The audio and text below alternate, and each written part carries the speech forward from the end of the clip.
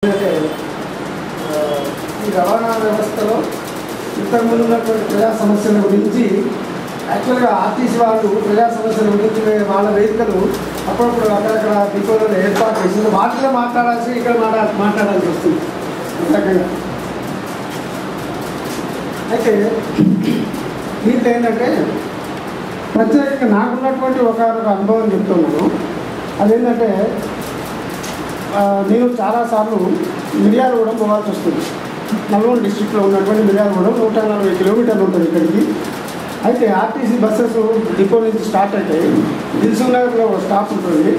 అక్కడి నుంచి మళ్ళీ మిర్యాలగూడెం కొన్ని డైరెక్ట్ పోతాయి, కొన్ని మధ్య మధ్యన ఆగుకుంటూ పోతే కొన్ని పోతాయి. మేము సాయంత్రం 8 గంటలకు అక్కడ బస్సు ఎక్కాలని చూస్తే డైరెక్ట్ పోయేటువంటి బస్సులు అతి తక్కువ ఉంటాయి. ఒకటి అంటే మిర్యాలగూడెం పోయేవి కానీ నల్గొండ పోయేవి కానీ చాలా తక్కువ ఉంటాయి. ఆంధ్రాకి పోయేటువంటి బస్సులు అన్నీ ఉంటాయి. ప్రతి దాంట్లో కూడా 2-3 సీట్లు మాత్రమే ఉంటాయి. మేము మాత్రం ఆ బస్సుకు ఈ బస్సుకు పరిగెత్తుకుంటూ పోతుంటాం. అందరికి మరి ఎంతవరకు తెలుసు కానీ రాత్రి 3 గంటలు కూడా ఒక బస్సు పరిమితం లేదు. అది దిల్సుఖ్నగర్లో ఆ స్టాండింగ్కి వచ్చి ఆగి మమ్మల్ని ఎక్కించకపోయేటువంటిది ఇంకా గంట సేపు ఉంటారైనా కూడా మేము కూర్చున్న దగ్గరికి వచ్చి పోతాం అనేటువంటి గ్యారంటీ లేదు. అందుకని వచ్చిన బస్సు కల్లా కూడా మేము పరిగెత్తుకుంటూ వెళ్ళాల్సినటువంటి పరిస్థితి వస్తుందన్నమాట. మిర్యాలగూడెం వాళ్ళందరూ చాలా సఫర్ అవుతున్నారు దీని గురించి. అయితే ఇది యాక్చువల్గా మీ వేదిక మీద చెప్పాల్సింది మీరు ఇప్పుడు ఎవరు దాని ద్వారా. ఇంకా రెండవది ఏంటంటే ఆంధ్ర నుంచి వచ్చేటువంటి బస్సులు వాటిల్లో ఎక్కడైనా మనకు సీట్ దొరికినప్పుడు మనం ఈజీగా కొనస్థలపురంలో ఆగుతుంది, హయత్నగర్లో ఆగుతుంది, ఎల్బీ నగర్లో ఆగుతుంది, చైతన్యపురంలో ఆగుతుంది, దిల్సుఖ్నగర్లో ఆగుతుంది, మలక్పేటలో ఆగుతుంది. ఇవన్నీ అవుతాయి. మన డిపో నుంచి వచ్చిన వాళ్ళు అంటే తెలంగాణ డిపో నుంచి వచ్చినటువంటి నల్గొండవి మిర్యాలగూడెం నుంచి వచ్చినటువంటి వాళ్ళు ఆపమంటే చాలా కష్టపడుతున్నట్టు ఫీల్ అవుతారు. అంటే ఈ స్థితి ఉండకూడదు. ఎందుకంటే ప్రజల యొక్క సహకారం తీసుకుంటున్నటువంటి మన తెలంగాణలో ఉన్నటువంటి ఆర్టీసీ ఎంప్లాయీస్, ఆర్టీసీ డ్రైవర్లు కానీ కండక్టర్లు కానీ ఏంటంటే వీళ్ళకు ప్రజల యొక్క కోఆపరేషన్ కూడా అవసరం కంటిన్యూషన్ కొరకు.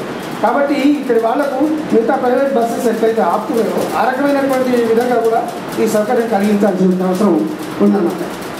అయితే ఇంక రెండోది ఏంటంటే టికెట్లెస్ ట్రావెల్ గురించి నేను మాట్లాడదలుచుకున్నాను ప్రత్యేకించి.